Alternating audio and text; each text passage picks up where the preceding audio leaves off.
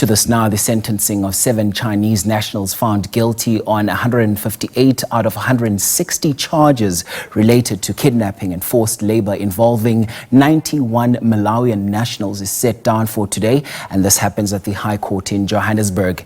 Kevin Tsao, Shen Jiaqing Zhou and Biao Dai, as well as Zhang Zhilian, are convicted in March for trafficking illegal immigrants into South Africa and subjecting them to forced labor. Let's listen in. To accuse number 2, this tuck shop was situated within the premises of this factory. It was the evidence of these foreign nationals that the prices at this tuck shop were very exorbitant, and as such they would remain with nothing to send to their respective families back home. They were forced to work very long hours without any weekend offs. When the employees fell sick, they were forced to buy medication from this tuck shop. There was no sick leave, for if you absent yourself because of ill health, there will be a deduction on your wages. Some of these foreign nationals were forced to operate machinery without undergoing any training. It was on that basis that the employees had their limbs cut off by the machinery. One of the employees was struck by a wire in his eye and lost his sight. Some of the employees had their fingers cut off by this machinery.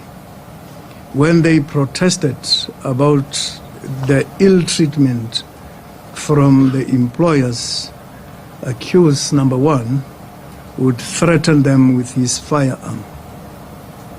These employees were kept in inhumane conditions, as depicted in the photographs admitted as exhibits.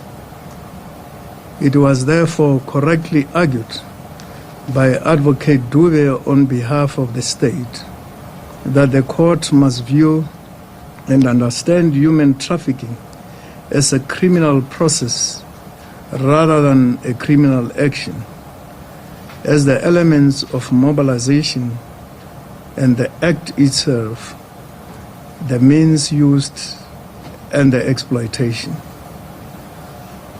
Together, this results from a criminal strategy implemented by the perpetrators. The victims in this matter were vulnerable foreigners and illegal migrants in the Republic. Both adults and minors were kept at this factory. They were taken advantage of due to their vulnerability, and the 8 accused before court had the opportunity to exploit them and made money from these victims, and thus benefited. In dealing with the interest of society, the court is convinced that ordinary law-abiding citizens in this country are tired of foreign nationals trafficked and kidnapped into the borders of the Republic. Members of the community are entitled to expect the courts to impose appropriate sentences when it comes to this type of crimes. It is therefore the duty of this court to impose a sentence which will not only deter the accused from committing similar crimes in future, but which will deter others who may be similarly inclined. In dealing with the possible rehabilitation of the accused, all the accused are first offenders. for the state did not prove any records of previous convictions against them, save against accused number 2. Accused number 2 was convicted back then in 2011 of contravention of the Customs and Excise Act, and he was sentenced to a fine of 5,000 rand or 5 months imprisonment. Half of the sentence was suspended on appropriate conditions. This previous conviction, it's not related to the offenses with which I have convicted the accused. As a result, I will not attach value to it, for it is over 10 years. The fact that the accused are first offenders is a factor which weighs heavily in their favor. It is unfortunate in that I have convicted them of these serious crimes. What further weighs in their favor is the fact that they acted on behalf of one Mr. Chen, who has not been arrested. Accused number 1, Dallas and Doe were responsible for the recruitment of these foreign nationals. It is therefore important that the court should seriously and carefully look at the roles played by each of the individual accused in the of these crimes. The accused are charged subject to the minimum sentences in respect of some of these offenses. Section 4.1 of the Trafficking Act creates the offenses of trafficking in persons. The sentence for contravention of Section 4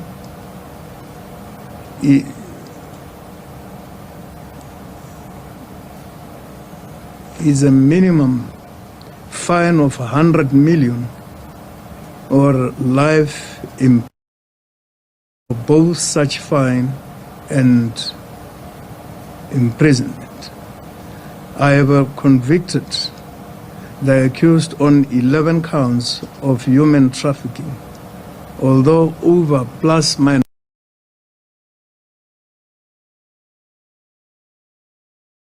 city and rescued by members of the police. I am bound to impose the prescribed minimum sentence unless if I find compelling and substantial circumstances which entitle this court to impose a lesser sentence. What is clear from precedent is that the court should not deviate from the prescribed sentences for flimsy reasons. There must be some weighty justification before that can be done. What is also clear is that the ordinary traditional factors taken into account in the imposition of sentence are also relevant and should be considered in deciding whether substantial and compelling circumstances exist or not. Advocate Zakwe, on behalf of the accused, argued that there are substantial and compelling circumstances and that I should impose a lighter sentence. He further argued that the cumulative effect of the following matters constitutes such circumstances. 1, the fact that all the accused are first offenders. And 2, that the accused were to a large extent employees of one Mr. Chen, who is alleged to be overseas. And 3, that they played a minimum role in the business operations of beautiful city. Advocate Dube, on the other hand, argued that I should have regard to the judgment of Maria's Judge of Appeal in State versus Malchus, 2001, Volume 1, SACR at 469, essay at paragraph D up to E. I quote, "If the sentencing court, on consideration of the circumstances of the particular case, is satisfied that they render the prescribed sentence unjust, in that it will be disproportionate to the crime, the criminal, and the needs of society, so that an injustice be done by imposing that sentence, it is entitled to impose a lesser sentence." Close quote.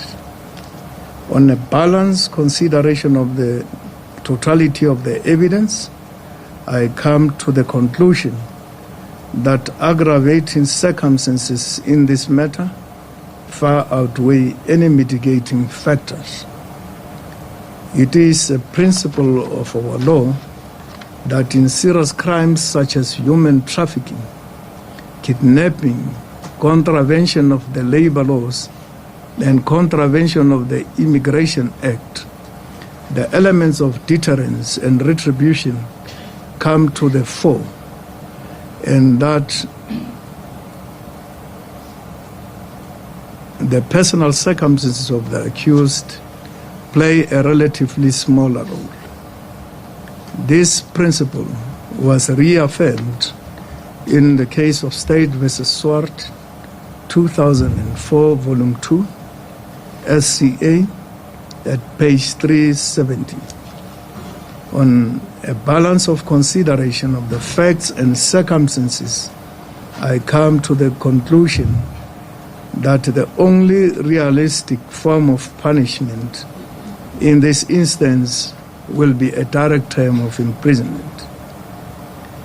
I further come to the conclusion that there are indeed substantial and compelling circumstances in this matter, and those, to a large extent, entitle me to deviate from imposing the prescribed minimum sentence. This factor is one that the accused are not the owners of this factory, beautiful city. They carried out the mandate and business operations of the company on behalf of one Mr. Chen, who is not arrested. But however, in terms of the act, their conduct and actions cause them to fall within the prescribed definition of employers. And two, according to evidence on record, some of these accused and these foreign nationals were transferred from other factories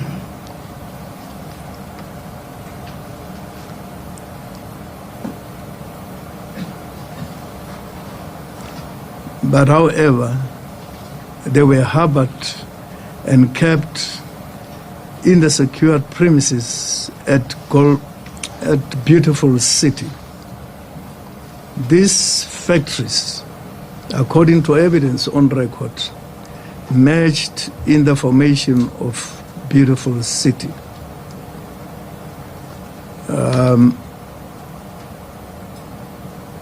One other factor which I considered is that accused number 3 had been in the Republic for a period of 6 months when the police conducted an operation at beautiful city. But however, unfortunately for her, she also carried out the mandate and duties of an employer as prescribed so by the Act. Accused number 6 is currently confined to a wheelchair. According to the pre-sentencing report, she suffered a stroke in January 2025. This has caused difficulty to walk and to perform some daily tasks without assistance. She now depends on constant care from her family. The probation officer further indicated in his report that correctional services does not have the facility to provide constant care and monitoring for patients diagnosed with a stroke, and that she requires such services in hospital. Unfortunately, for accused number 6, I was never favored with expert medical evidence to that effect. It is only a note which was attached, and according to this note, she is treating herself at home.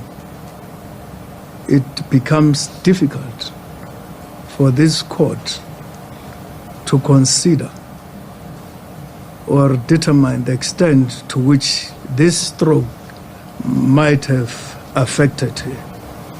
In the result, I make the following order. Accused 1, 2, 3, 4, 5, 6, and 7, in respect of counts 1 up to 8, you are sentenced to 1 year imprisonment. In respect of counts 9, 10, 11, you are also sentenced to 1 year imprisonment. In respect of counts 12 to 30, you are sentenced to 1 year imprisonment. In respect of counts 14 to 41, you are sentenced to 2 years imprisonment. In respect of counts 42 to 68, you are sentenced to 1 year imprisonment. In respect of counts 69 up to counts 79, you are sentenced to 20 years imprisonment. In respect of counts 80 to count 90, you are sentenced to 10 years imprisonment. In respect of counts 91 to counts 101, you are sentenced to 1 year imprisonment. In respect of count number 102, you are sentenced to 1 year imprisonment. In respect of counts 103 to 113, these are counts in respect of accused number 1 only. He is sentenced to 3 years imprisonment. In respect of counts 115 up to 125, you all sentenced to 5 years imprisonment. In respect of counts 126 to 136, you all sentenced to 5 years imprisonment. In respect of counts 137 to 147, you all sentenced to 2 years imprisonment. In respect of counts 148 to 158, you're sentenced to 2 years imprisonment. And in respect of count 159, you're sentenced to 2 years imprisonment. And in respect of count accused number 8, that is Beautiful City, I've imposed a fine of 300,000. I therefore order that the sentences imposed in respect of counts 1 up to count 159 should run concurrently with the sentence imposed in count number 69. That is the one I imposed in respect of human trafficking. Effectively, the accused are sentenced to 20 years imprisonment. And in terms of section 103, subsection 1 of Act 60 of 2000, I've declared all the accused unfit to possess firearms. Thank you.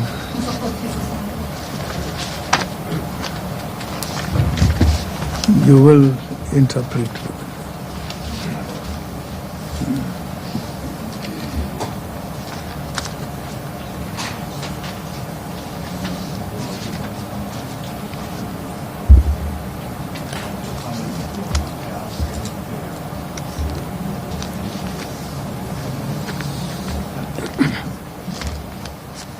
So we are in the High Court for you there in Johannesburg, where sentencing has just been concluded, and this is in the case of 7 nationals that were found guilty of 158 out of 160 charges related to kidnapping and forced labor involving 91 Malawian nationals. That is just what happened now. And as you may recall there, these Chinese nationals actually faced a fierce courtroom battle over whether they were criminal masterminds or unwilling employees following orders from their boss in China.